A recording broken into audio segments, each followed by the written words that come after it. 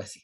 Bueno, vamos a empezar, ¿no? Que les comentaba que había un elemento común en Durkheim y en Weber, que es esta intención de especificar o delimitar el ámbito, valga la redundancia, específico de la sociología. ¿Mm? Y en esto digo, si bien hay esta intención o esta intencionalidad común, lo que vamos a ver es que los sentidos que cada uno toma no son similares, y la cuestión es que tampoco las situaciones las situaciones históricas, y sobre todo, digamos, geográficas e intelectuales en las cuales ellos trabajan, tampoco son similares. Si bien, y esto vale para la época de Durkheim y de Weber, que es finales del siglo XIX, principios del XX, y para la actualidad, hay siempre una relación, la hubo y la hay, en una relación muy fluida entre los intelectuales alemanes y franceses. Bueno, Weber precisamente es alemán, digamos, es un autor alemán, y muere en 1920, una cosa así, la edad no había llegado a los 60 años, digamos, muere relativamente joven. Pero digo, ya una primera pauta de esto es que yo les digo, bueno, es un autor alemán. En esos momentos, digamos, en Alemania, no, la discusión en torno a la sociología, o como, digamos, ellos hablan más de ciencia de la sociedad, aunque después van a aceptar el término de sociología, no está tanto en cuanto a si este tipo de saber es un saber científico o no, sino que la discusión gira en torno a qué tipo de ciencia de la sociedad o de qué tipo de sociología es la que, o es la que hay que impulsar, o es la que, digamos, hay que ponerle las fichas para que se desarrolle. ¿Qué quiero decir con qué tipo de sociología? Recuerden ustedes que, digamos, ya cuando estamos hablando de Durkheim y de Weber, es decir, son cronológicamente posteriores a Marx. Los dos han leído Marx, los dos, digamos, incluso, bueno, Durkheim no le da tanta trascendencia, lo toma más como una filosofía social, Weber en parte también, pero digo, digamos, ¿por qué hago la referencia a Marx? Porque el posicionamiento de Marx de alguna forma estaba orientado a instaurar una especie de ciencia social que en algún sentido era también un saber de tipo normativo.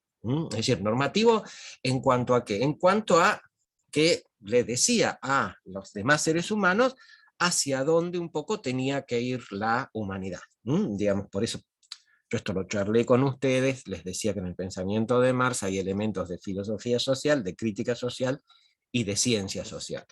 Es esta cuestión de filosofía o de crítica social la que también está presente y tiñe esta cuestión de decir, bueno, el mismo Marx, refiriéndose a la filosofía, dice que, es decir, los filósofos hasta el momento lo que habían intentado era entender la realidad cuando la cuestión era transformarla. O sea que por eso digo, desde ese sentido hay una orientación normativa. Bien, entonces, es decir, la cuestión es, estas ciencias de la sociedad tiene esta deriva o esta inclinación, o bien, digamos, esta ciencia de la sociedad o la sociología.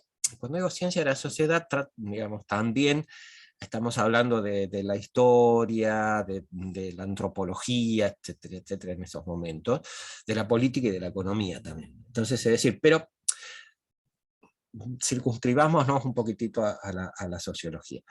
Digamos, o bien era esta opción que se podía más o menos elaborar a partir de los aportes de Marx, o bien se trataba de construir una ciencia de tipo objetiva.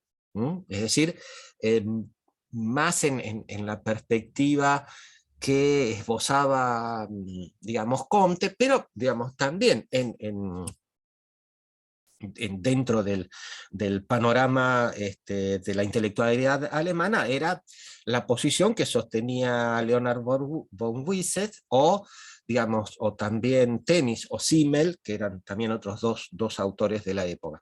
Es decir, tratar de construir un saber que estuviese orientado a describir, a comprender y a explicar antes que a decir normativamente qué es lo que se tenía que hacer. Incluso en este último sentido, Weber es muy reacio a eso, después lo vamos a ver.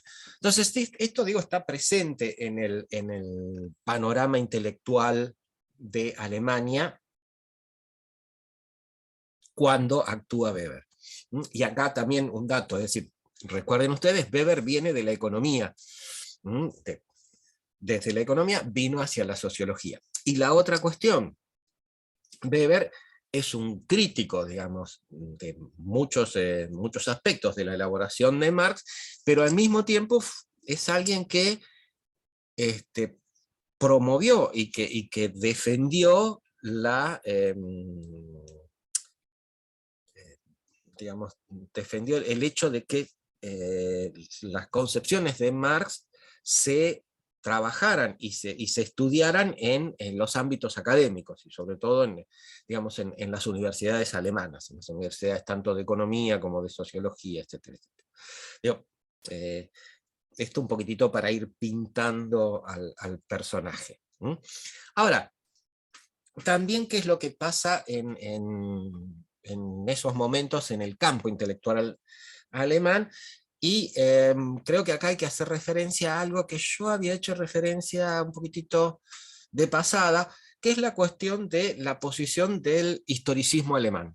Yo creo que ustedes tienen que haber oído hablar del historicismo alemán, porque fue una corriente no solo en ciencias sociales, sino, digamos, fundamentalmente en economía. Pero, digamos, con un posicionamiento epistemológico que, de alguna forma, se los tengo que contar rápido para después poder ubicar la concepción y los aportes de Weber dentro de esto. Digamos, ¿qué es lo que el historicismo alemán plantea? Digamos, ubíquense ustedes en la época, digamos, donde hay una concepción del saber científico que está muy basada en lo que son los principios o los criterios, si se quiere, del positivismo, que en Alemania no entra tanto por Comte, sino que entra por Burke, que es un autor inglés. Digamos, ¿cuál es la propuesta del historicismo? Del positivismo, lo hemos charlado con ustedes. El conocimiento científico es, digamos, un conocimiento que tiende a establecer leyes universales e invariantes, y que se basa en la observación y por lo tanto, digamos, encuentra allí su justificativo, uno podría decir, de objetividad. Ahora, ¿qué es lo que pasa en esos momentos, digamos, en Alemania? Recuerden ustedes también esto, Alemania es una de las últimas naciones en unificarse, digamos, hay dos naciones europeas que logran su unificación recién a finales del siglo XIX. Esas dos naciones son Italia y Alemania.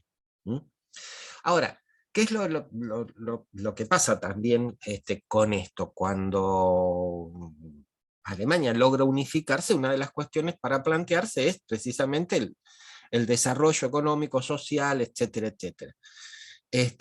¿Y qué es lo que se empieza a ver? Es decir, si uno dice, bueno, a ver, tenemos un mecanismo, un recurso como es el saber científico. El saber científico dice que hay leyes invariantes y universales para, digamos, los fenómenos y los procesos, sean naturales, sociales, etcétera, etcétera.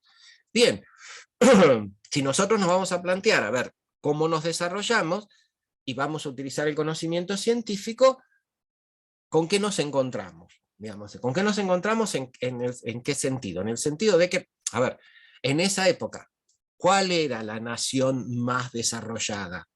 Y por lo tanto a la que había que mirar si uno decía, bueno, a ver, yo tengo que seguir los pasos de esta nación porque también quiero desarrollarme. ¿Mm?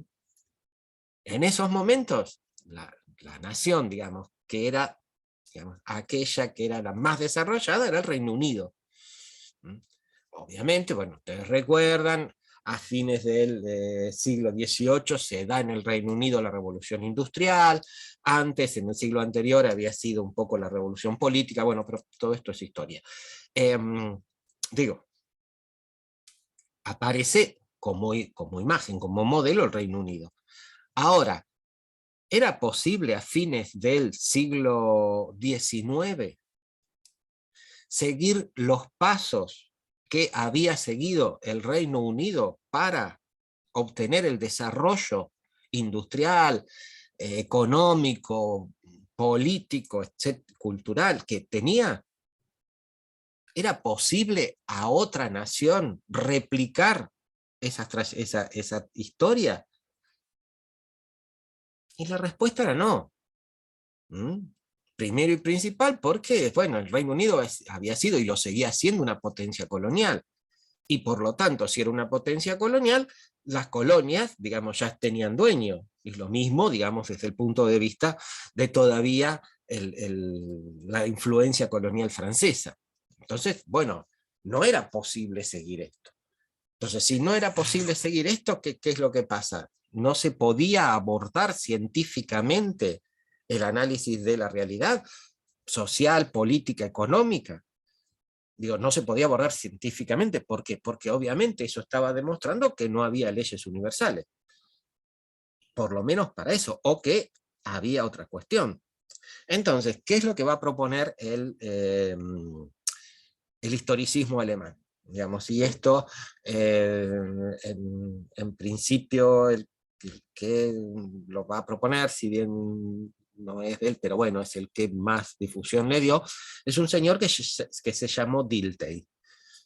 Y hay otro Wildenband y otro que es Ricket. Pero empecemos por Dilthey. Dilthey, ¿qué es lo que dice? Dice, miren, señores, en verdad acá no hay un solo tipo de saber científico, no hay un solo tipo de ciencia. Hay dos tipos de conocimiento científico. Uno que es el de las ciencias de la naturaleza y otro que es el de las ciencias del espíritu, ciencias de la cultura, ciencias históricas. Le van a ir dando diferentes nombres o diferentes acepciones, etcétera, etcétera. Pero se refieren a lo que hoy llamamos ciencias sociales. En una, si ustedes quieren, en un sentido amplio. Y dice Dilthey, bueno, ¿por qué hay dos formas de abordar científicamente estas dos realidades? Y dice, bueno, porque el ámbito de la naturaleza, en principio, dice, ajeno a los seres humanos. ¿Ajeno a qué? ¿En qué sentido es ajeno a los seres humanos? En el sentido de que el ámbito de la naturaleza tiene sus propias reglas, sus propias leyes, que obviamente hoy, ¿qué es lo que logramos, digamos, establecer? Que los seres humanos podemos joder todas esas leyes, por eso que estamos, digamos, con un mundo que tenemos que empezar a cuidar mucho más de lo que lo estamos cuidando y todavía no nos dimos cuenta. Pero bueno, lo que quiero decir, estamos cerca de un colapso ambiental a pesar de las negaciones de algunos. Pero digo, más allá de eso, de que podamos destruir, lo que en esos momentos Dilthey decía, bueno, digo, principios del siglo XX, 1900, decía, miren, acá hay una cuestión, digamos, los arbolitos crecen por sus propias cosas, no intervienen los seres humanos, por eso este es un ámbito que es ajeno o digamos, al cual el ser humano es externo a este. Y la otra cosa que va a decir Dilthey es, bueno, en este ámbito uno sí puede establecer relaciones de causalidad. Y estas relaciones de causalidad se les puede dar un carácter de universales, generales, etcétera, etcétera. ¿Ah? Por lo tanto, digamos, este mundo de la naturaleza es un mundo en el cual el conocimiento va a avanzar en base a la explicación. ¿Mm? Explicación en el sentido del método experimental, chicas, chicos. Explicación en el sentido de establecer relaciones de causa y efecto. Digamos, bien concretos en ese sentido. ¿Ah? Pero Dilthey va a decir, bueno, pero está también todo el mundo de lo social, el ámbito de lo socioeconómico, lo político, lo cultural, qué sé yo. En esto, ¿cuál es la diferencia? Que los seres humanos integran este universo, es decir, lo componen, y además son actores dentro de esto, ¿no? Y la otra cuestión que él va a decir, bueno, los seres humanos tienen una facultad o una cualidad que no está presente en los otros organismos o miembros de la naturaleza. ¿Cuál es esta particularidad? Que los seres humanos dotan a sus comportamientos de sentido. Las acciones tienen sentido. Por lo tanto, en este ámbito, el conocimiento, dicen ellos, no va a avanzar sobre la base de la explicación, o el Erklären, como es el término en alemán, sino que van a avanzar en base a lo que es el Verstehen, que es la comprensión. ¿No? ¿Qué es comprender? Comprender es captar el sentido de la acción. De la acción de los individuos, que pueden ser sujetos individuales o colectivos, bueno, todo eso lo vamos a ver. Entonces, es decir, lo que ellos plantean es esto. Windelband va a decir, bueno, no, hay dos tipos de leyes, dos tipos de ciencia, perdón, las ciencias nomotéticas, nomo viene de ley, entonces esas son aquellas que pueden establecer una ley de tipo general, y las ciencias ideográficas, que son aquellas ¿qué es lo que van a hacer? Van a estudiar situaciones o fenómenos o procesos que son particulares. Entonces, pero lo que está diciendo Windelband, y esto digo, complementándolo a Dilthey, se puede aplicar todas las características del conocimiento científico a un caso particular. Esa es una cuestión. Rickert dice algo más, pero bueno, no lo no vamos a trabajar ahora porque no, digamos, no agrega mucho. Bueno, Rickert lo que dice es que en el ámbito de las ciencias sociales, los seres humanos no solo participan, sino que en verdad crean esa realidad, o son, digamos, creadores de esa realidad y de ese ámbito, de ese mundo, que es, digamos, el mundo de lo social y por lo tanto de las ciencias sociales o de las ciencias de la historia, de la ciencia de la cultura, etcétera, etcétera, etcétera. Bien, pero fíjense, ¿qué es lo que ellos dicen? Acá hay dos tipos de ciencia. Y unas van a aparecer hacia un lado y otras tienen que avanzar hacia el otro. ¿Por qué? Bueno, porque sus objetos son diferentes. Recuerden en esto lo que decía Marradi. Digamos, los objetos de las ciencias sociales y de la sociología no son fungibles. Pero no solo no son fungibles, dicen estos autores, sino que además tienen sentido. Y esto es lo que tenemos que captar. Recuerden también el posicionamiento que toma en esto, o que digamos, Marradi describe cuando presenta lo que es, digamos, el enfoque no estándar. Digo, para que ustedes vayan también relacionando estas cuestiones. Bien, en este ambiente intelectual, con el agravante de que, digamos, no con el agravante, con el aditamento de que también en el ámbito intelectual alemán, lo que también se había desarrollado era, digamos, esta cuestión de que,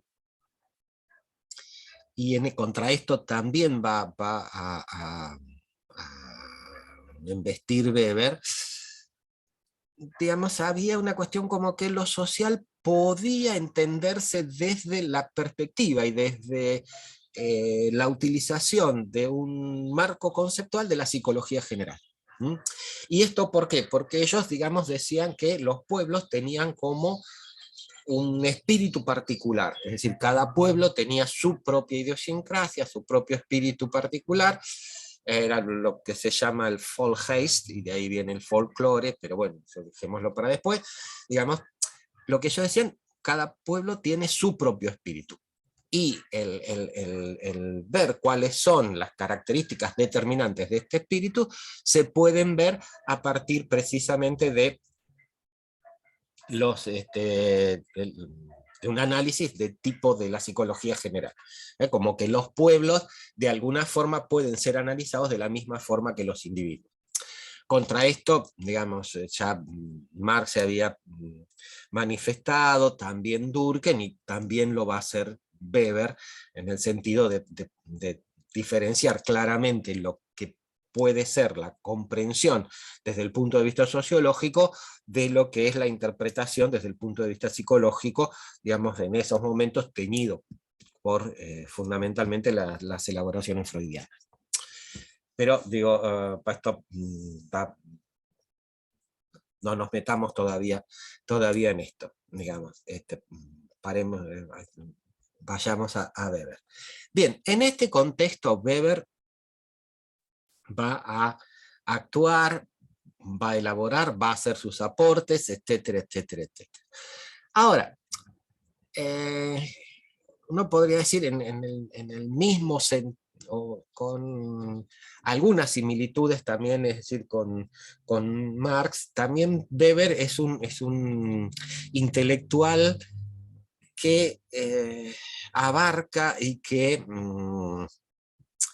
va a elaborar una serie de productos en diferentes campos del saber. Yo les decía, él viene de la economía, pero, digamos, era un tipo tremendamente, es decir, culto, es decir, hay estudios sobre religión, sobre, bueno, la cuestión de lo político, sobre la música, sobre, bueno, como después vamos a ver, el desarrollo del capitalismo, es decir, sobre la burocracia. Hay un conjunto de temas que Weber va a abordar, y los va a abordar desde su perspectiva científica. Por lo tanto, ¿qué es lo que quiero decir?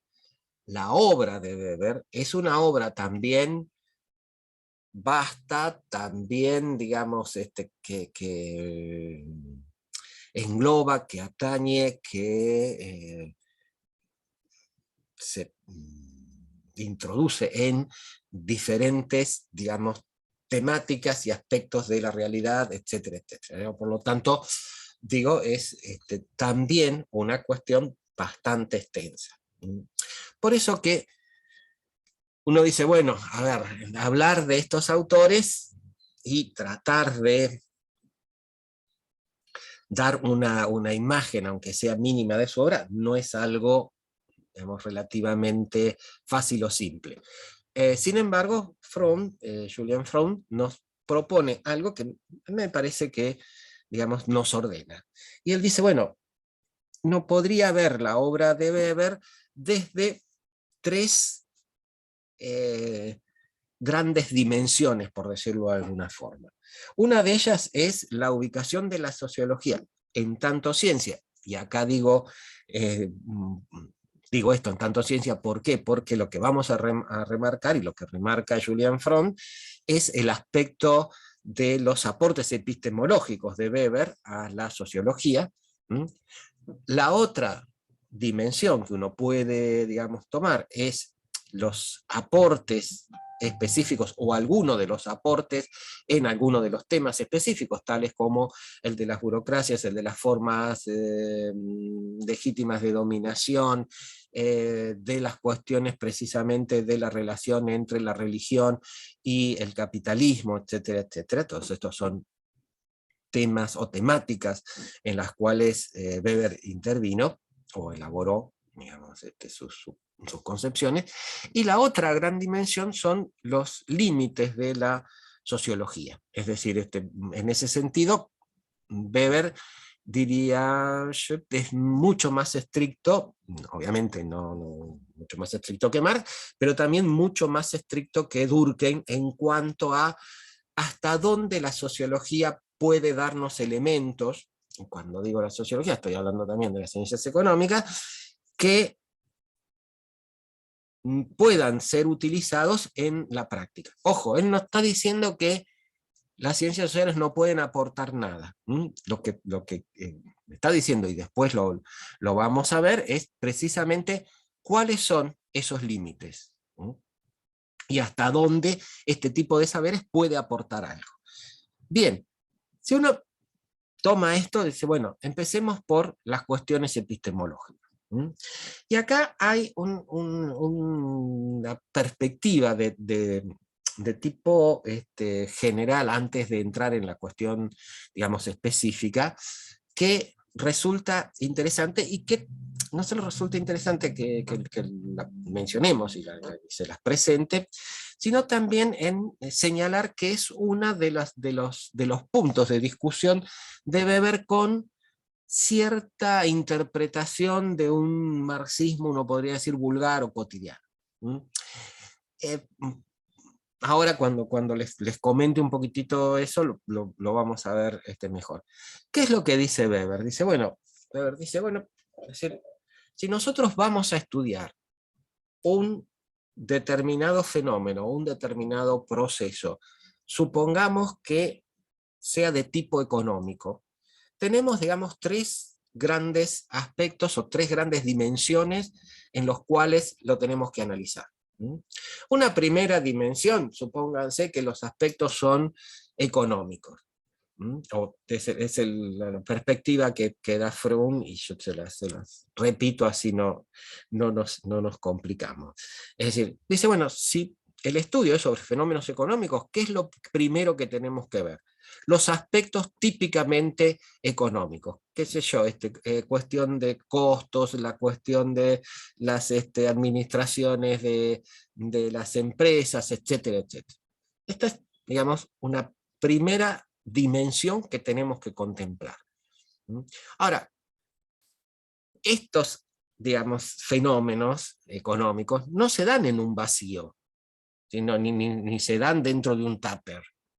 Se dan dentro de una cuestión social, económica, etcétera, etcétera. Por lo tanto, lo que dice Weber, la otra cuestión que nosotros tenemos que ver es cómo los aspectos sociales, políticos, culturales, religiosos, influyen en los aspectos y en los procesos económicos.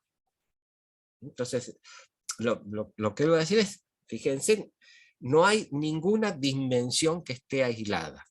Y la tercera perspectiva que él nos propone es decir, así como tenemos que analizar la influencia de los aspectos sociales, políticos, culturales, religiosos sobre los económicos, también lo que tenemos que ver es la influencia de los aspectos económicos sobre los políticos, sociales, religiosos, etcétera, etcétera, etcétera. Digamos, él lo que propone es una cuestión, veamos qué es lo específico y después veamos estas cuestiones específicas en relaciones con las otras dimensiones. Pero en estas relaciones con las otras dimensiones tengamos en cuenta que precisamente el direccionamiento va de un lado hacia el otro. Que tantos unos influyen sobre otros como este uno va a influir precisamente sobre los otros. ¿Por qué estoy diciendo que esto es uno de los puntos de discusión de Weber con respecto a cierto marxismo vulgar? Porque, digamos, se tomó como una perspectiva típica de Marx el que, digamos, los fenómenos sociales, políticos, económicos, culturales, religiosos, en última instancia se explicaban o estaban determinados por factores económicos. Entonces, digamos, lo económico sería el factor que explica precisamente lo social, etcétera, etcétera, en última instancia. Weber dice, no hay dimensión de última instancia. ¿No? Todas tienen el mismo peso. Y por lo tanto, lo que hay que ver acá son las acciones o las interrelaciones entre unas y otras. Entonces, digo, abre una perspectiva diferente. ¿Y por qué digo que esto era del marxismo vulgar? Porque después Engels aclara que una cuestión era el factor determinante en última instancia y otra cuestión eran los factores dominantes. Pero bueno, no nos vamos a meter ahora en esa cuestión del marxismo. Es decir, lo que me interesa es que veamos esta perspectiva weberiana en el sentido de cómo él plantea el estudio de lo social y de los fenómenos sociales, y por lo tanto políticos, económicos, culturales, etcétera, etcétera. Bien, dentro de esta perspectiva, él, digamos, después va a especificar, y acá sí va a tomar en principio un posicionamiento muy cercano a la perspectiva del historicismo alemán. Él va a decir esta cuestión, bueno, los seres humanos cuando realizan sus acciones, cuando llevan adelante sus comportamientos, lo hacen otorgándole sentido a esa acción. Ahora, él dice, bueno, el sentido de esta acción se puede visualizar también en tres ámbitos o en tres dimensiones diferentes. ¿Cuáles son esas tres dimensiones diferentes?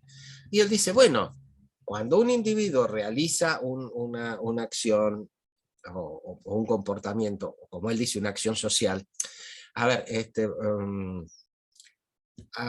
para Weber, digamos, una acción es un tipo de comportamiento que pueden llevar adelante los seres individuales, ya sea un comportamiento activo o pasivo, ya sea, digamos, explícito bueno, me sale implícito, ahora no era el término que yo quería utilizar, pero digo, es decir, puede ser o bien una acción o bien una inhibición de la acción, etcétera, etcétera. Y él dice, digamos, esto es acción, dice, y la acción social es cuando esto está dirigido a otros, o a otras personas, con la intención de que esa relación persista en el tiempo. No eternamente, pero bueno, que persista lo suficiente como para, digamos, llevar adelante determinadas cosas. Entonces, digamos, la acción social es ese comportamiento que se refiere a otros. Entonces él dice, bueno, ese comportamiento que se refiere a otros, o incluso a algunas instituciones, dice, tampoco es algo que los seres humanos realicen en un vacío, en una cuestión de no referencias eh, a ningún bueno, a ningún referente, valga la redundancia. Entonces, él dice, ¿qué es lo que está diciendo él? Él dice, bueno, en las sociedades, qué sé yo, existe un determinado conjunto de reglas, de pautas, etcétera, etcétera, que los individuos tienen en cuenta y que también son reglas o pautas que se definen de acuerdo a las instituciones, a las situaciones en las cuales los individuos se mueven. A ver, ¿qué es lo que él está diciendo? No es lo mismo el comportamiento de los individuos en un grupo de pares y en un grupo de amigos que en una institución. O, digamos, no nos movemos de la misma manera cuando estamos tomando un café con un amigo que cuando estamos dando una charla, digamos, frente a un auditorio, en donde además, bueno, se supone que somos expertos en algo. Entonces nos manejamos de otra forma. Entonces lo que dice es esto, digamos, la primera cuestión, porque dice, bueno, si la conducta humana tiene un sentido, las ciencias sociales, ¿qué es lo que tienen que hacer? Por eso yo les decía que la posición es muy similar, en principio, a la del historicismo alemán. Tenemos que captar este sentido. Pero este sentido, como él dice, se va a ver en estas tres dimensiones. La primera dimensión es este conjunto o esta dimensión de reglas, de patrones, de conducta, de leyes, una cuestión, un marco jurídico normativo, por decirlo de alguna forma. Él dice, la otra cuestión, en donde vamos a ver el sentido, es en que, digamos, los seres humanos cuando realizan acciones, esas acciones tienen un fin. Digamos, se orientan hacia algo. Y de acuerdo al fin que tengan, pueden ser de una determinada manera o de otra. Por lo tanto, lo que nosotros tenemos que captar es precisamente ese fin. Él dice, es un sentido subjetivo de la acción. Pero lo que dicen, esto está orientado hacia algún lado. A ver, chicas, chicos, ustedes no están escuchándome a mí, digamos, porque no tenían nada que hacer y prendieron la computadora. O, qué sé yo, los teléfonos. Están acá porque, bueno, esta es una clase, tienen determinados objetivos, determinados fines, etcétera, etcétera. Esto es lo que está diciendo Weber. Toda acción tiene un fin hacia el cual apunta, un objetivo por lograr. Ahora bien, lo que él dice es, hay una tercera dimensión. ¿Cuál es esa tercera dimensión? Reitero, la primera es el marco jurídico normativo, por decirlo de alguna forma. La segunda es que las acciones tienen un fin, tienen un objetivo hacia el cual se dirigen. Y la tercera, dice Weber, los seres humanos de alguna forma fundamentamos la acción. Es decir, si nos preguntan por qué, algo le vamos a decir. Y este algo, dice Weber, tiene que ver con los valores. Por lo tanto, él dice, cuando hablamos de comprensión, de Verstehen, de comprender el sentido, lo que tenemos que tener en cuenta es también esta interrelación entre estas diferentes dimensiones. Él dice, si hay un marco institucional, ese marco institucional ya de alguna forma nos está dando un sentido. A ver, chicas, chicos, si estamos acá, esta es la universidad. ¿Y la universidad qué es? Y es una institución de tipo educativa. Podríamos estar asistiendo a, qué sé yo, la exposición de un pastor evangélico. La cuestión sería otra cosa. Entonces digo, el que estemos en determinado lugar, en determinado marco, lo que dice Weber es, ya esto algo nos dice sobre el sentido de la acción. Entonces, por eso que la comprensión tiene que estar en esto. Ahora, digamos, él dice, bueno, la acción social puede orientarse hacia hacia solamente otro individuo, hacia varios, puede ser hacia el pasado, hacia el futuro, bueno, etcétera, etcétera. Digo, yo no voy a abundar en eso.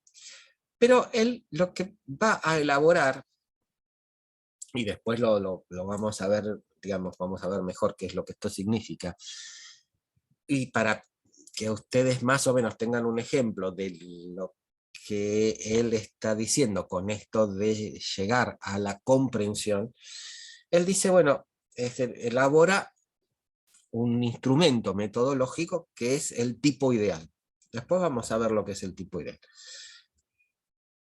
Dentro de los tipos ideales que va a elaborar Weber están los tipos ideales de acción social. Y él dice, hay 4 tipos ideales de acción social, ¿no? El primer tipo que él va a mencionar, dice, es la acción social tradicional, ¿no? ¿Qué es lo que hacemos? Cumplimos con la costumbre, ¿no? Cumplimos con lo que siempre se hace. Y él dice, bueno, después va a decir, qué sé yo, no sé si esto es del todo una acción social. ¿Por qué? Dice, bueno, porque es algo tan mecánico que qué sé yo, no sé si es, pero en principio va a decir, bueno, la primera categoría o el primer tipo ideal que tenemos es el de acción social tradicional. Es decir, ¿qué es lo que hacemos? Seguir la costumbre. Qué sé yo, entramos en un lugar, por lo menos los que venimos de pueblo, y saludamos, ¿no? Buenas, ¿cómo están? ¿Qué sé yo? Le dije, esta es una acción social tradicional.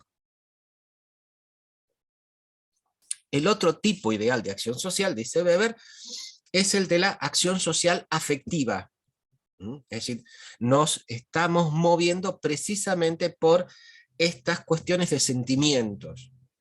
Sentimientos positivos, negativos, digamos, una acción social afectiva es tanto una caricia como un sopapo. Es decir, las van para los dos lados, pero ahí lo que aflora es la cuestión del sentimiento.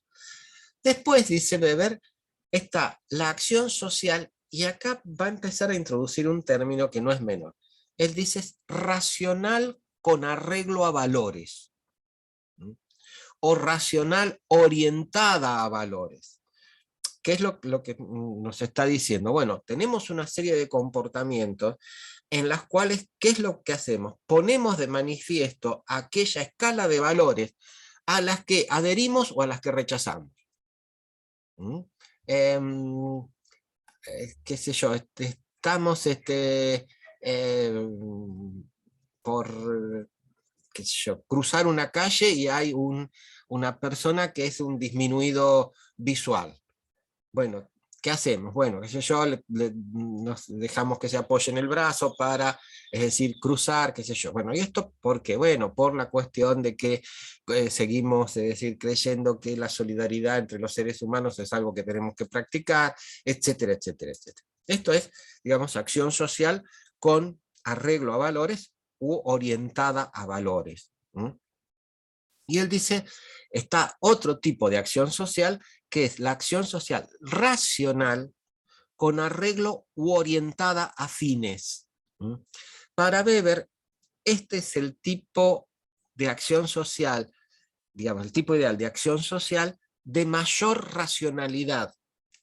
¿Por qué? Porque él dice, es acá donde hacemos un cálculo de fines y de los medios para obtenerlo.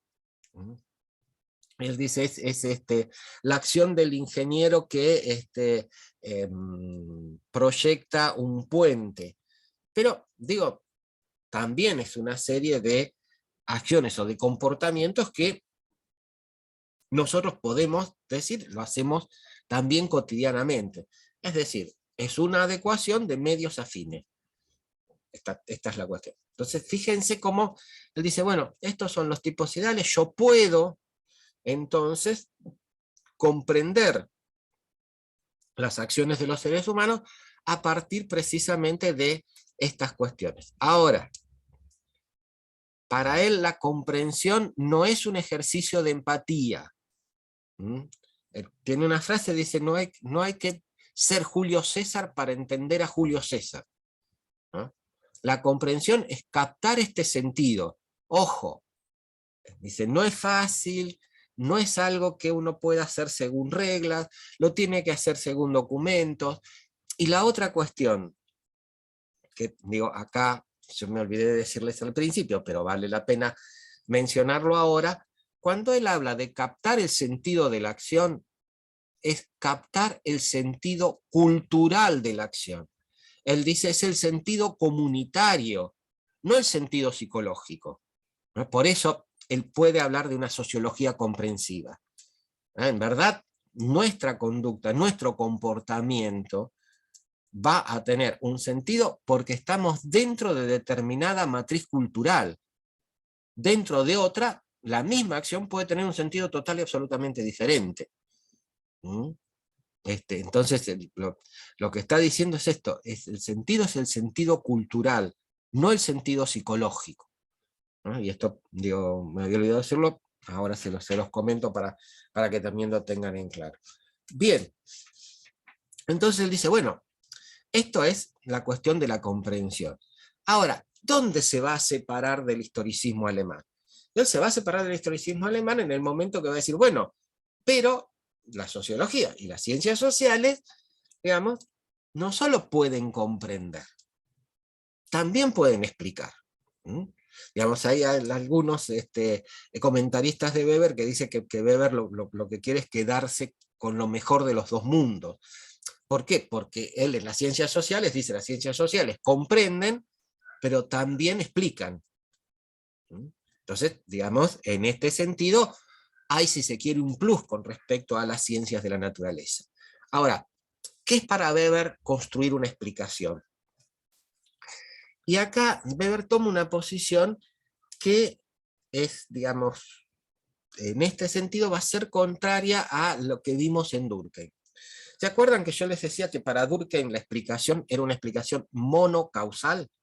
Digamos, Durkheim decía, a un efecto o a una causa corresponde un efecto. Si aparece un efecto, tiene que aparecer tal causa. Es decir, es una relación de causalidad necesaria, o, si ustedes quieren, de que se cumple con el principio de determinismo.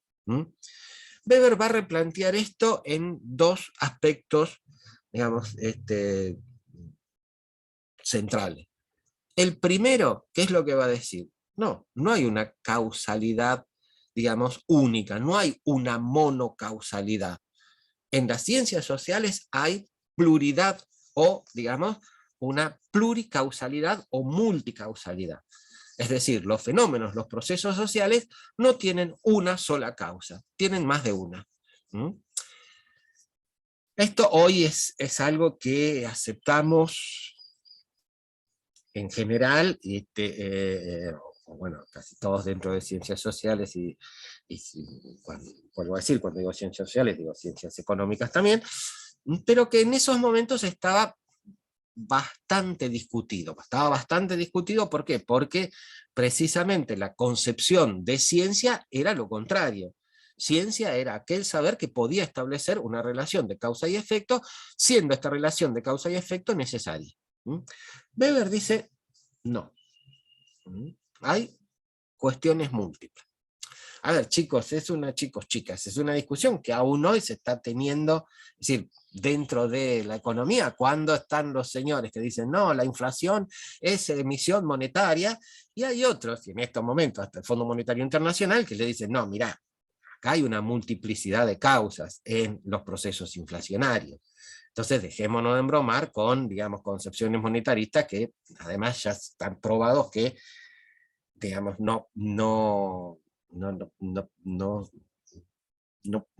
o están, en verdad, las posiciones monetaristas están desaprobadas o falsadas, si ustedes quieren, desde el punto de vista de la comprobación empírica. Bien, pero lo tomo como un ejemplo, ¿eh? La cuestión está de la monocausalidad o de la pluricausalidad. Ahora bien, lo que va a decir Weber es, bueno, si tenemos multiplicidad de causas, o tenemos... Y acá hay otra cuestión, digamos, es decir, que en esto, y esto tiene que ver también con una concepción general de Weber. Para Weber, la realidad es siempre, digamos, una realidad infinita. Infinita en cuanto a qué? En cuanto a los aspectos que están presentes en estos juegos de la realidad. Y para Weber, el conocimiento científico siempre va a ser una reducción o una parcialización de esa realidad. Él dice, conocemos científicamente porque relacionamos conceptos. Por eso él después va a insistir en que los conceptos en ciencias sociales tienen que ser claros. Porque el conocimiento científico es un conocimiento conceptual, ¿no? Es decir, ¿qué es lo que hacemos? Abstraemos a partir de los hechos y ahí, digamos, precisamente es donde podemos llegar a conocer los hechos. Pero fíjense lo que él está diciendo. Si queremos conocer científicamente, tenemos que recortar. Es decir, recordar en el sentido de que, en el sentido de especificar, determinar un espacio, una porción de esa realidad, que es lo que vamos precisamente a investigar. Ahora, por eso que cuando él habla de la multicausalidad, es también una multicausalidad acotada. Y acotada además con algo que ustedes también lo leyeron en Anderegg, que es lo que también Weber va a sostener, que es acotada porque él dice, el investigador mira la realidad desde un determinado punto de vista. Es decir, en este sentido, la concepción de ciencia de Weber y de ciencia social de Weber, de alguna forma es la que tenemos en la actualidad. Es decir, las ciencias sociales no se diferencian entre sí tanto por el objeto de estudio, sino por el punto de vista que aplican a ese objeto de estudio. Esto, digamos, entonces, es decir, por eso que Weber va a decir, bueno, es decir, las causas que yo puedo señalar de un determinado fenómeno, un determinado proceso, en tanto sociólogo, las pueden estar o no presentes en el análisis de ese mismo fenómeno o proceso, pero que lo haga un economista. Eso, digamos, lo que está diciendo es esto, ojo, es decir, y no, chicas, chicos, tengan en cuenta esto, no es solamente el punto de vista subjetivo del autor ni nada por el estilo. Él lo que está diciendo es cada conocimiento científico recorta y tiene un recorte y un énfasis o pone un énfasis en determinados aspectos de la realidad. Por eso que para él la realidad es, digamos, una cuestión infinita, encierra un conjunto de aspectos. Ahora, volvamos a la cuestión de la multicausalidad. Él dice, bueno, sí, está bien, tenemos varios factores, varias causas, etcétera, etcétera. ¿Cómo sabemos cuáles son dentro de esas causas, aquellas que solamente pueden, o que tienen solamente un carácter accidental, de aquellas que tienen un carácter, digamos, sustantivo? Sustantivo en el sentido de que, si no hubiesen aparecido, esos fenómenos o esos procesos no se daban. Y dice, bueno, ¿cómo podemos desbrozar esto? ¿Cómo podemos quedarnos con esta multiplicidad de causas que son sustantivos? Bueno, hoy por suerte tenemos un conjunto de medidas y procedimientos de tipo estadístico que nos ayudan en eso. Uno de ellos es el análisis de factores, que es muy interesante, digamos, ya sea por el vecino próximo, bueno, toda una serie de cuestiones técnicas y metodológicas que no nos vamos a meter ahora. Aunque yo no voy a abundar en esto ahora. Pero en esa época no. Entonces, Weber, ¿qué es lo que propone? Propone una perspectiva que después la va a retomar y la va a acentuar en la cuestión de los tipos ideales, que él dice, bueno, pensemos lo hipotético para entender lo real. Lo aclaro. Él dice, bueno, supongamos, digamos, ante un acontecimiento, veamos cuáles fueron los aspectos que están presentes y vayamos sacando uno y ver si verdaderamente el resultado se hubiese dado igual. En el texto de Julian Fromm hay dos ejemplos, es decir, y ya los retomo por comodidad, podría, digamos, hablar de otros, pero digo, para no confundir ni nada por el estilo. Uno es la revolución que se dio en Berlín creo que en 1842, una cosa así. Que la noche anterior a que se diera la revuelta en la ciudad en esos momentos de Prusia, se escucharon 2 disparos. Y entonces la cuestión es que toda esa revuelta que se dio después había sido causada por esos 2 disparos. Weber dice, bueno, listemos todos los aspectos que nosotros vemos desde determinada perspectiva de análisis científico. A ver, la situación en Berlín estaba, digamos, bastante tensionada. Los conflictos sociales estaban, digamos, enfatizados en grado sumo. Había habido revueltas y revoluciones en otras capitales y en otras ciudades europeas. Los reclamos de los trabajadores, digamos, eran constantes e incesantes. La negativa a tenerlos en cuenta por parte de los sectores, digamos, dominantes, también. Él dice, si se hubieran, digamos, aunque no se hubieran dado esos 2 disparos, con todo este cóctel que de acá, esto hubiera estallado igual. Por lo tanto, los 2 disparos, dice, fueron una cuestión circunstancial, etcétera, etcétera. Este procedimiento es lo que él llama el procedimiento de imputación causal. Y por eso digo, fíjense qué es lo que ¿por qué lo hipotético? Porque lo que está diciendo es, bueno, ¿qué pasa si no se da esto? Bueno, veamos los documentos, qué sé yo, etcétera, etcétera. El otro ejemplo que da es el de la cuestión de la batalla de Maratón en cuanto a la pervivencia de la cultura griega, de la cultura occidental, que dice, bueno, la batalla de Maratón fue, sí, un hecho fundamental para la pervivencia de esta cultura, etcétera, etcétera. Y él dice, bueno, veámoslo. A ver, Dice, ¿qué hubiera pasado si los griegos son derrotados por los persas en esa batalla de Maratón? ¿Mm? Y bueno, obviamente, digamos, el dominio lo hubiera tomado, digamos, el imperio persa.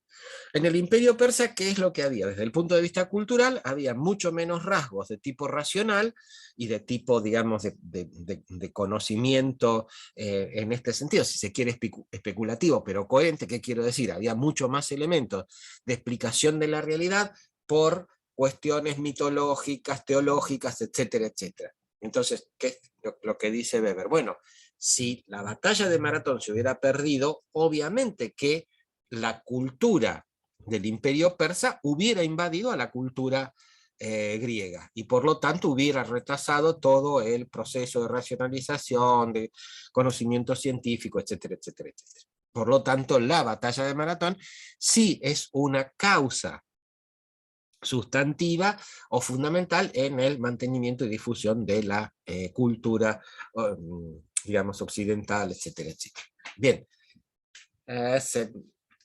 esto es lo que él llama, digamos, la cuestión de la posibilidad objetiva.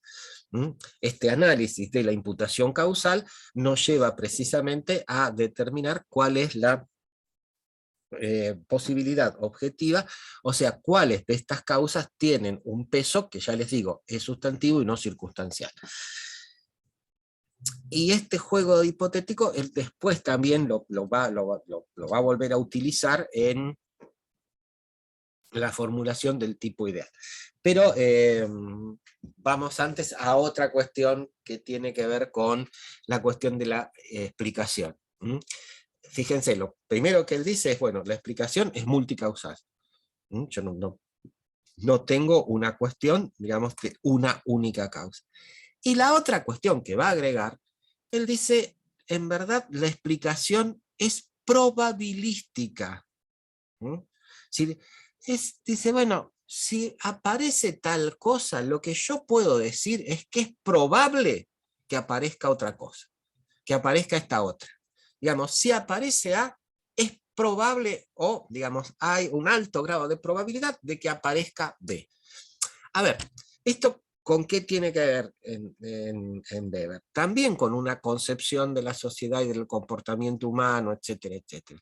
Así como yo les comentaba, para él la realidad es algo que se asemeja al infinito en cuanto a cantidad de aspectos y todo lo demás, él dice, y esto quizás, es decir, ustedes lo vieron ya en Marradi, cuando Marradi dijo que el objeto de la sociología, o los objetos de la sociología no son fungibles.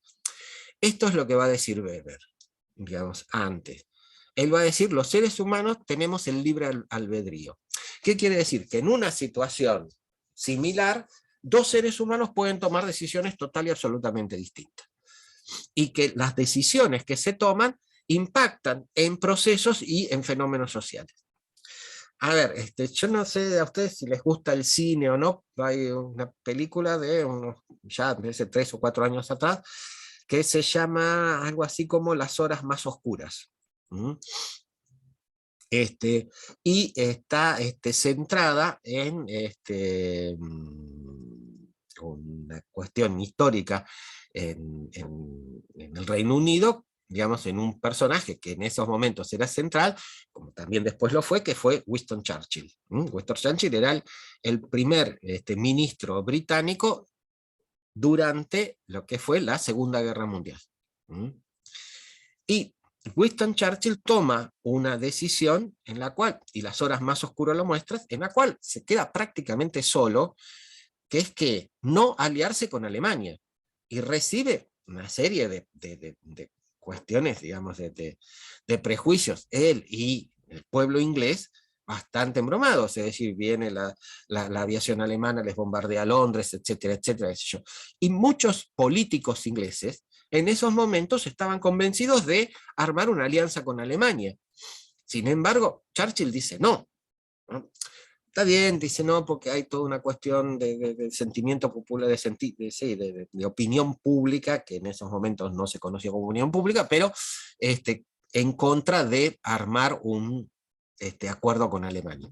Pero digo, la posición precisamente de Churchill fue una de las cuestiones que pone límites a la expansión digamos, del régimen nazi en toda Europa. Esto es lo que está diciendo Weber, que la explicación o la relación de causa y efecto es una relación probabilística. Si tenemos mayor nivel educativo, probablemente tengamos un mayor ingreso. Ahora, no siempre esto se da, ni esto tiene una relación de tipo mecánica. Y ya les digo, esto está asentado en esta concepción que Weber tiene de la cuestión del libre albedrío. Los seres humanos no todos actuamos de la misma manera. Bien, esto digamos en cuanto a la cuestión de, por un lado, lo que es para él la comprensión, y la otra cuestión, lo que para Weber es la explicación. Y, a ver, una última cosita con respecto a esto. Para Weber no son términos que se opongan o que se excluyan. No es que si explicamos no comprendemos o si comprendemos no explicamos. No, para Weber son términos que se complementan. Podemos hablar de una explicación comprensiva o de una comprensión explicativa. Es decir, ¿por qué? Porque las ciencias sociales pueden avanzar en estos dos sentidos, en estos dos aspectos, etcétera, etcétera.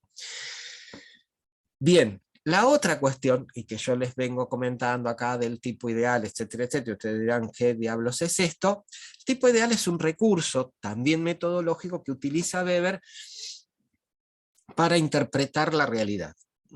Y esto, una aclaración. Julian Fromm utiliza el término de, cuando dice, muchos conocen a Weber como el creador de, o algo por el estilo, de la sociología interpretativa. Cambien el término, no es sociología interpretativa, sino que es sociología comprensiva. El énfasis de Weber y de los continuadores de la escuela historicista está puesto en la comprensión, no tanto en la interpretación. Él dice, bueno, toda ciencia interpreta. ¿Por qué interpreta? Porque no solo describe. Si la ciencia solo describiese la realidad, no habríamos avanzado. Interpreta en el sentido de que establece relaciones. Eso, bueno, después lo vamos a ver, pero digo, en Julian Fromm está el término interpretativo, cámbienlo por comprensivo.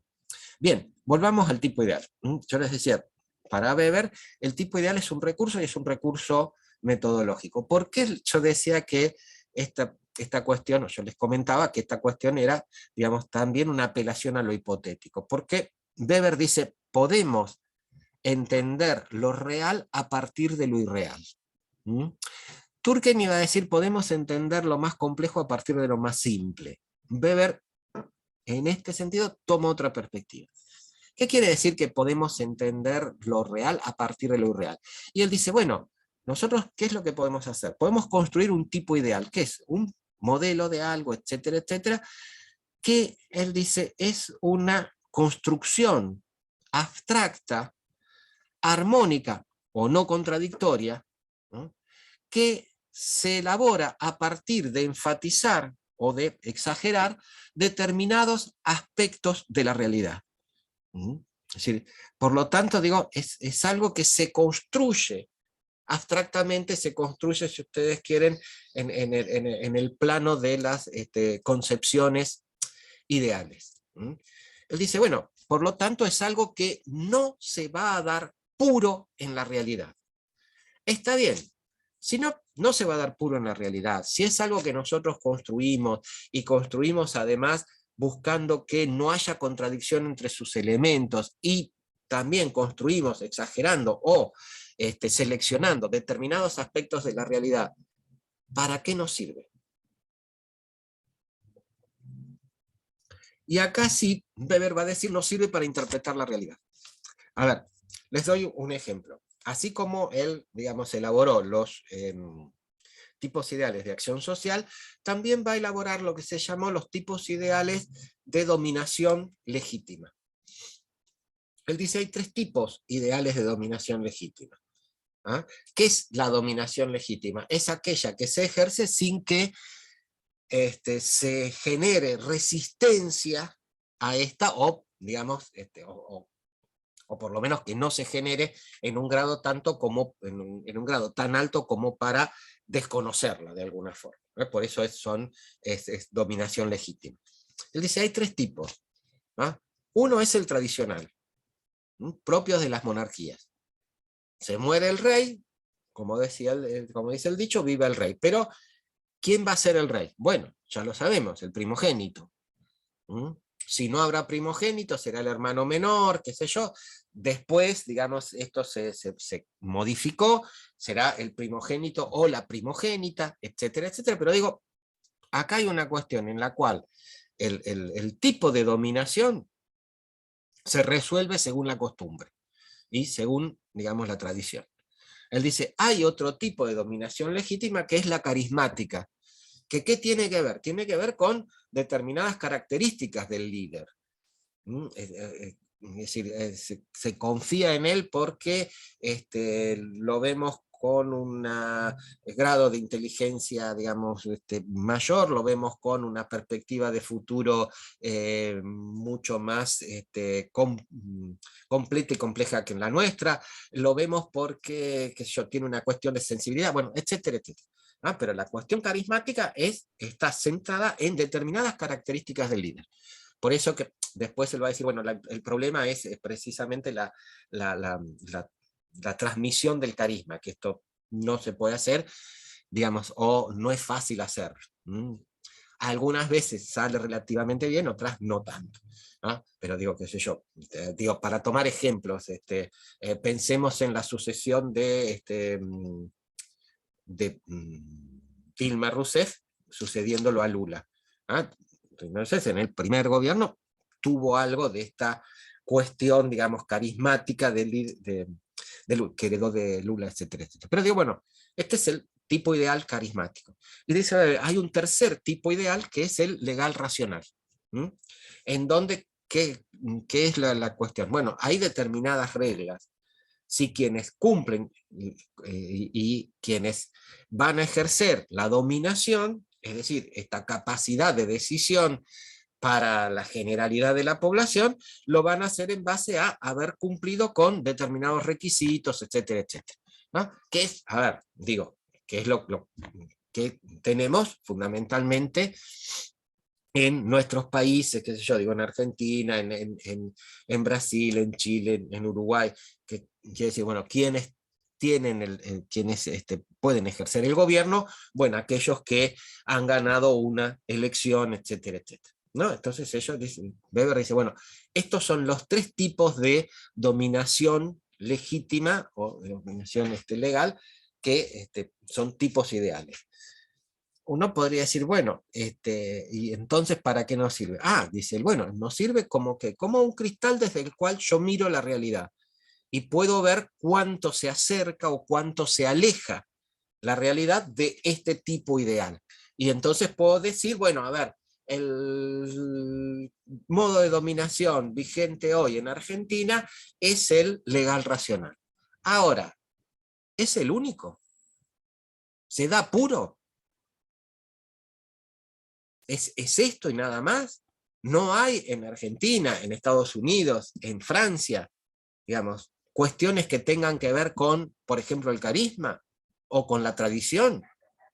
No hay personajes que, digamos, pensemos en el Brasil de hoy. Digamos, está Bolsonaro, pero están los hijos de Bolsonaro también ejerciendo funciones políticas y de dominación en el panorama brasileño.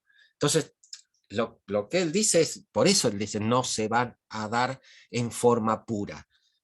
Pero me sirve para qué? Me sirve para mirar la realidad.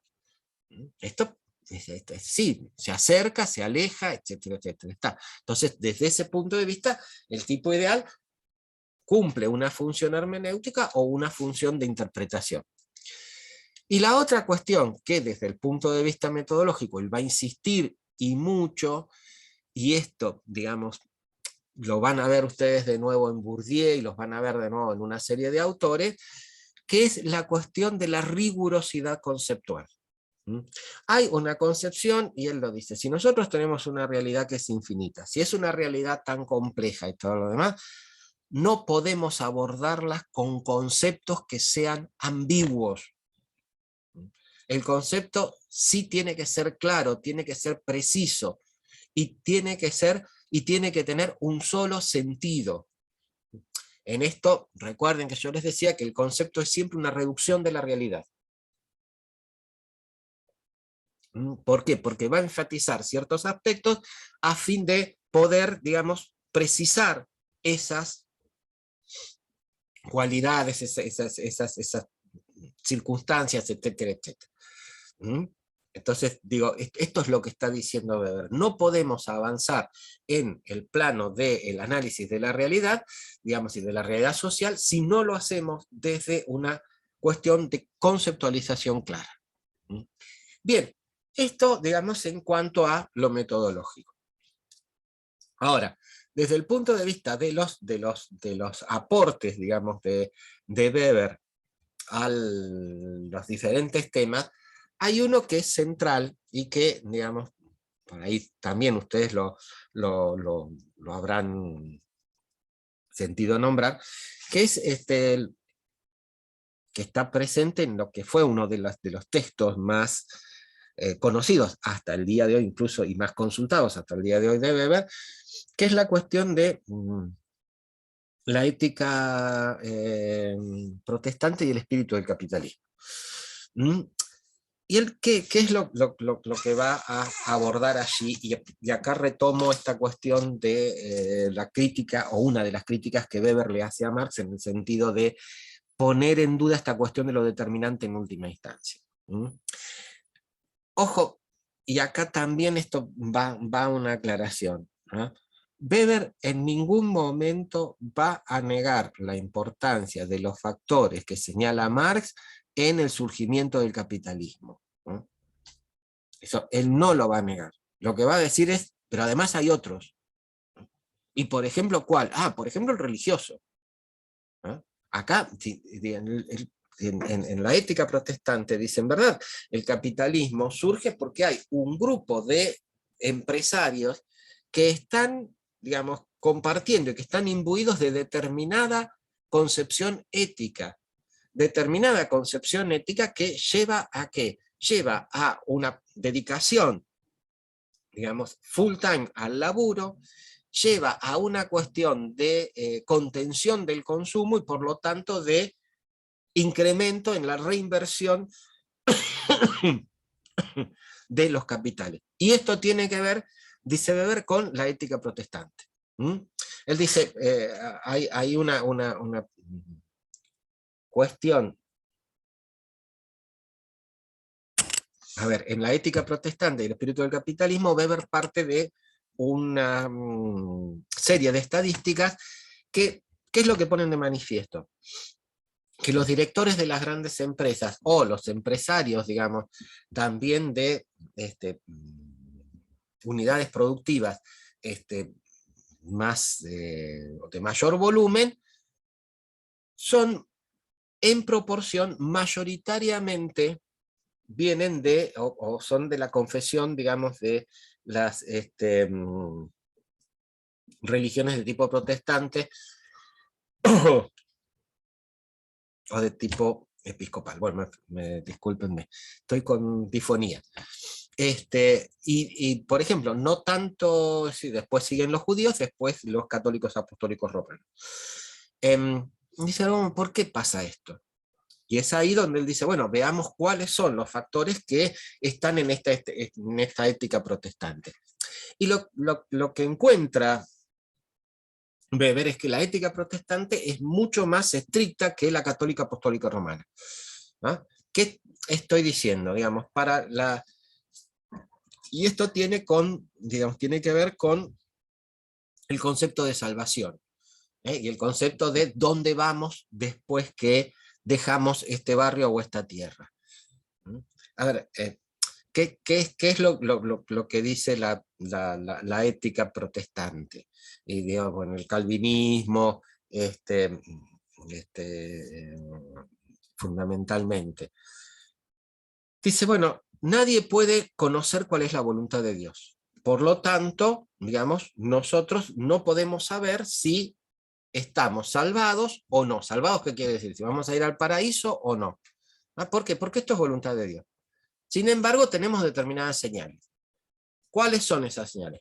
La primera señal es, si hemos pecado, sonamos. ¿Mm? En la ética protestante no hay perdón de los pecados. No es como la ética católica apostólica romana, que voy, me confieso, qué sé yo, profeso 3 Padres Nuestros, y el ermita lo tengo limpio, qué sé yo. No, acá no. Si uno pecó, sonaste. Chau, estás, digamos, para el horno, para el infierno. Listo, no hay otra cosa. Pero, bueno, supongamos que estamos sin pecar. Entonces, ¿cuál es la otra señal? Y la otra señal es la cuestión de determinado éxito laboral. ¿Por qué determinado éxito laboral? Porque también dentro de la ética protestante dicen, verdad, Dios nos pone en el mundo para para cuidar sus bienes. Los bienes que hay en el mundo no son nuestros, son siempre para mayor gloria de Dios. Por lo tanto, no los tenemos que dilapidar. Por lo tanto, digamos, y además, digamos, ¿qué es lo que tenemos que hacer? Tenemos que cumplir muy bien el papel que Dios nos ha dado. Es decir, ¿y esto qué quiere decir? Tenemos que ser muy buenos y muy dedicados en nuestras profesiones, oficios y todo lo demás. Entonces, Weber, ¿qué es lo que dice? Bueno, esto, desde el punto de vista de los empresarios, ¿qué es lo que dicen? No, yo no voy a gastar al divino botón, digamos, como, por ejemplo, gastaban los católicos en promover cuestiones de artes y todo lo demás. No, dice, yo esto lo tengo que cuidar. Incluso Weber cuenta una anécdota de un empresario, digamos, calvinista o luterano, no me acuerdo ahora si era luterano o calvinista, pero digo, supónganse calvinista, que va al médico por determinada afección estomacal que tenía, y el tipo le dice que una de las cosas que tiene que hacer es que, digamos, en su dieta tiene que empezar a incluir las ostras. Y este empresario dice, ni en pedo lo hago, porque las ostras salen carísimas, entonces es decir, yo no voy a derrochar la plata en esto, etcétera, etcétera. Lo que dice Weber es que esta cuestión de contención fue clave en en el proceso de acumulación primitiva de capitales. ¿Qué quiere decir? Ante la aparición de las industrias, este proceso industrializador se va a enfatizar cada vez más precisamente por la reinversión constante que hay. Y desde el punto de vista de los trabajadores, son los trabajadores protestantes los que menos están propensos a cuestiones de conflicto, etcétera, etcétera. Entonces, es decir, Weber dice, hay acá una relación entre lo cultural y la cuestión, y lo económico en este sentido. Y dice, bueno, fíjense cómo entonces trabaja esta cuestión de la salvación con el éxito, y cómo el éxito se busca no por una cuestión precisamente económica, sino que se busca precisamente por una cuestión de tipo teológico. Y busca otra serie también de lo que él llama asociaciones selectivas, entre lo que es la ética protestante y lo que es el espíritu del capitalismo. Es decir, ¿qué es lo que está tratando de decir Weber con esto? Bueno, acá hay un elemento desde lo cultural, en este caso desde lo religioso, que influyó también en el surgimiento y el desarrollo del capitalismo. Es decir, después se lo criticaron a Weber porque decían, no, lo que pasa es que Weber, es decir, no toma en cuenta las cuestiones de lo material, que los marca más. No, es decir, Weber eso, y lo dice en el texto, dice, yo no pretendo discutir esto, lo que estoy diciendo es que estos factores también influyeron. Nuevamente esta cuestión de la multicausalidad, en este sentido, puesta de manifiesto en uno de los trabajos más conocidos de Weber. El otro aporte, si ustedes quieren, digamos, de Weber, bueno, es esta cuestión de los regímenes de dominación. Esto tiene que ver con el aporte hacia lo que es el ámbito de la sociología política, y además también con toda una clasificación de los partidos políticos, que él dice, bueno, son partidos de masa, son partidos de élite, son partidos que lo que, digamos, más orientados a la obtención del poder vía la ocupación del gobierno, o más orientados a la cuestión de la exposición de determinados valores. Digamos, hay toda una categorización de partidos políticos que hasta el día de hoy también se siguen utilizando. Incluso un trabajo muy interesante de uno de sus discípulos, que es Robert Mitchell, sobre la cuestión de cómo aún en los partidos de más raigambre o de más orientación popular, se sigue dando una cuestión de formación de élite y de mantenimiento precisamente de esas élites. Bueno, todo esto son... y el otro aporte, digamos, muy nombrado de la sociología weberiana es el concepto de burocracia. ¿Ah? Digamos, la burocracia entendida como una forma de organización, de administración de las instituciones, que tienen que ver con la racionalidad, con que los puestos no pertenecen a las personas, con el acceso a esos puestos a partir de determinadas normativas, con la cuestión de la capacitación, etcétera, etcétera. Digamos, todo esto, los estudios sobre la cuestión de la burocracia vienen precisamente, o Weber es el que les da su puntapié inicial. Esto digo en cuanto a los aportes en algunos temas específicos. La otra cuestión, digamos, que hay que tomar en Weber es esto que yo les decía de cuáles son los límites del conocimiento científico en lo social.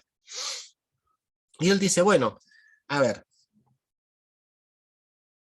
no es que desde la sociología no podamos predecir determinados fenómenos, pero lo que él, digamos, no va a estar de acuerdo y va a criticar es esta cuestión un poquito que, digamos, propone Marx, y él en el sentido de que, en el sentido de decir, bueno, el modo de producción capitalista va a ser suplantado por el modo de producción comunista.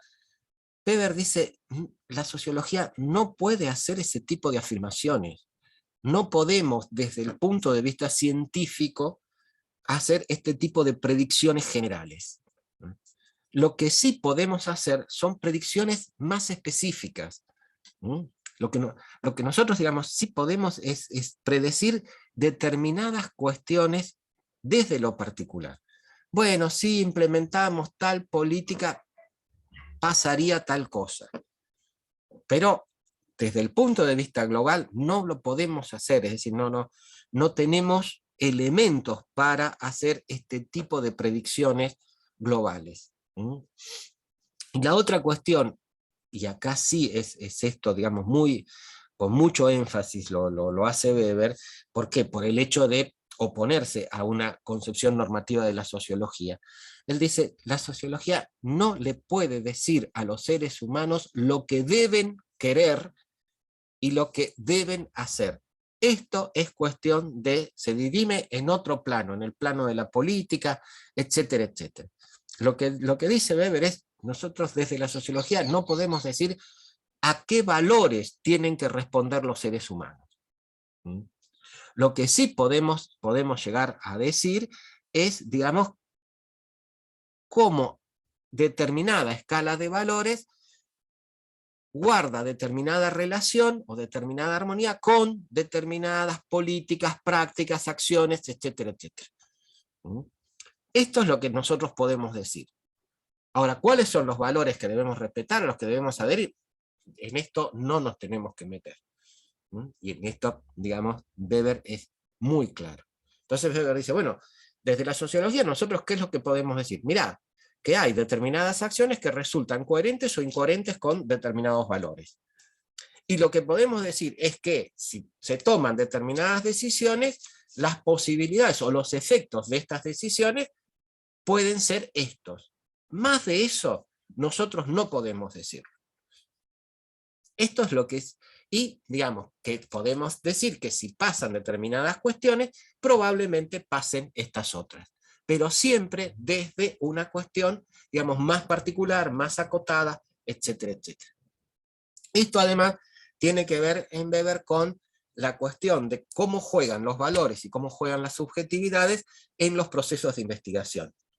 Él dice, nosotros podemos, digamos, él dice, bueno, cuando investigamos y lo hacemos, digamos, científicamente, generalmente los temas que elegimos, los problemas de los cuales vamos a seleccionar, tienen que ver con una cuestión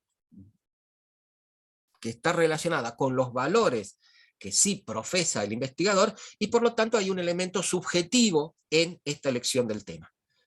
Y así como hay un elemento subjetivo en la elección del tema, también hay un elemento subjetivo en desde qué perspectiva vamos a mirar ese conjunto de fenómenos, de procesos que convertimos en un tema de investigación.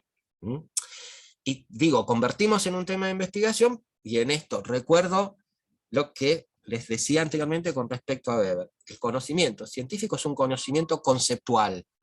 ¿Qué quiere decir? Algo que después lo vamos a ver con mucho más énfasis en Bourdieu, cuando Bourdieu dice que el objeto de indagación científica es un objeto construido. Es construido teóricamente, es construido conceptualmente. Es lo que está diciendo Weber. Nosotros no vamos a recortar digamos, no es que solamente recortamos una porción de la realidad. También le damos un determinado significado y un determinado sentido en la definición de los términos que usamos para hacer ese recorte. Por lo tanto, Weber dice, bueno, este recorte, la elección es subjetiva, y la cuestión de los valores de los cuales vamos a mirar, también lo es. Ahora, ¿qué es lo que nosotros tenemos cómo podemos contrarrestar esto? Y él dice, bueno, es totalmente válido un análisis del capitalismo desde una perspectiva socialista. O, digamos, es válido un análisis del derecho desde una perspectiva de un anarquista. Nadie lo niega. Ahora, la cuestión es que, digamos, lo que sí tengo que hacer es explicitar esto. Yo voy a hacer tal análisis del momento actual del capitalismo, etcétera, etcétera, desde la perspectiva de Marx, de Engels, de Proudhon, etcétera, etcétera. Entonces, lo que dice Weber es, yo le doy los elementos al otro para saber desde dónde estoy mirando este conjunto de fenómenos, de procesos, que convierto en un objeto de indagación. Y esto, digo, también hasta el día de hoy se sigue teniendo en cuenta, o lo seguimos teniendo en cuenta cuando abordamos determinado tipo de fenómeno. Bien, yo creo que fui demasiado rápido, pero bueno, esto es lo que hoy quería charlar con ustedes con respecto a Weber y a los aportes de Weber para la sociología. Obviamente que hay mucho más, hay toda una cuestión de un recorrido conceptual que Weber hace en Economía y Sociedad sobre lo que es las relaciones capitalistas, lo que es el capitalismo financiero, bueno, etcétera, etcétera. Pero no los voy a cansar o aburrir con eso. Lo que sí reafirmo en eso es esta cuestión de esta insistencia de Weber en una definición conceptual rigurosa. No voy a hacer una recorrida por todos los conceptos que él propone. Bien, hasta aquí Weber. Hoy hablé muy rápido, estamos, digamos, todavía con tiempo. Sí, sí, en verdad es un tipo muy, digamos, no quiero usar el término de interesante porque me parece que está muy gastado, pero es un tipo que hay que conocerlo porque abre una perspectiva que permite ver algunos aspectos que no se ven desde otras perspectivas. Digamos, todo esto, por ejemplo, de los modos legítimos de dominación, está la misma discusión. Sí, por ejemplo, con respecto a las clases sociales, Weber no va a negar la definición que da Marx en cuanto a que las clases sociales, los científicos, pertenecen a la clase social de acuerdo al lugar que ocupan en el proceso de producción y apropiación del valor, pero Weber va a decir, no es eso lo único. también las clases sociales se diferencian por las identidades, se diferencian por los estilos de vida, se diferencian por la selección de consumos que hacen, etcétera, etcétera. Digamos, toda una serie de elementos que si uno hoy los pone en juego, les permite entender determinados fenómenos de estratificación social en nuestras sociedades, digamos, contemporáneas. Es decir, y era esto que les decían, digamos, vende tanto su fuerza de trabajo un licenciado en administración de empresas como un obrero de planta. Sin embargo, yo no puedo decir que pertenecen a la misma clase social, a pesar de que los dos lo que hacen es vender su fuerza de trabajo. Esta cuestión, que uno la puede encontrar en Marx, en verdad la encuentra mucho más enfatizada y más clara en Weber. Por eso que coincido Facundo, es un autor que hay que conocer, hay que visitarlo, por decirlo de alguna forma. Pero bueno, esta es una posición, digamos, también particular. Se puede discutir como todo. Pero bueno, no, y esto no quiere decir que porque rescatemos una serie de contenidos de un autor, descartemos otro. Digamos. Por eso insisto en esta cuestión de que muchos ven la lectura de Weber como contraponiéndose a Marx, cuando la cuestión es que Weber discute ciertas cosas de Marx, pero también nos da elementos para complementarlo. Y lo mismo, digamos, con respecto a Durkheim. Son los autores clásicos dentro de la sociología. Bien, ¿alguna cuestión más? ¿Alguna pregunta? ¿Alguna apreciación? Ya que tenemos un poquito más de tiempo. Si no hay nada de eso, nos vemos el lunes y que pasen un muy buen fin de semana. Y ahí sí, ya el lunes vamos bárbaro, bárbaro, gracias. Bueno, y bueno, y el lunes vean esos textos, y ya el lunes vamos a empezar con unidad 3. Y ahí nos vamos a encontrar de nuevo con Bourdieu. Bueno, nos vemos, listo, Santina. Nos vemos el lunes, hasta el lunes, Diego. Bueno, y que les vaya bien en lo que tengan, digamos, en las evaluaciones que tengan. Chau, Graciela, chau, Karina.